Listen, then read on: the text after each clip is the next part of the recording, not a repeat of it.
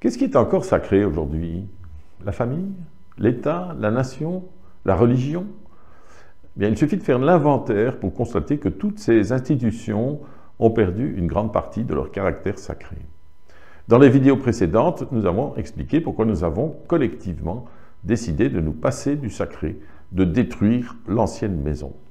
C'est tout simplement parce que la philosophie des Lumières et ses avatars ont déconstruit le sacré, sa violence congénitale, son injustice fondamentale, ses structures de domination des plus faibles par les plus forts, son addiction à la superstition, à la pensée magique.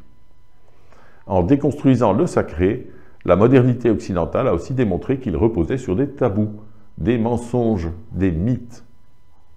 Et dans ces conditions, il était inéluctable que tout ce mouvement conduise au rejet croissant du sacré. Ce n'est qu'une fois ce travail de déconstruction sur le point d'être achevé que nous réalisons à quel point il est difficile pour nous de vivre dans un monde sans sacré. Nous réalisons que le sacré cimentait la société, qu'il facilitait le vivre ensemble, qu'il donnait sens à nos vies, même si ce sens était largement mythologique, illusoire. Nous vivions dans une maison malsaine et bancale, mais au moins c'était beau et nous avions l'illusion d'être heureux. Nous avons démonté le décor et il ne reste plus que la structure.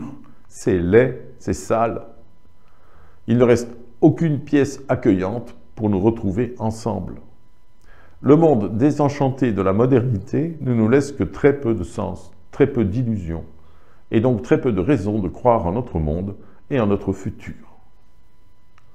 La destruction du sacré est la véritable crise qui secoue notre monde. Toutes les autres en découlent.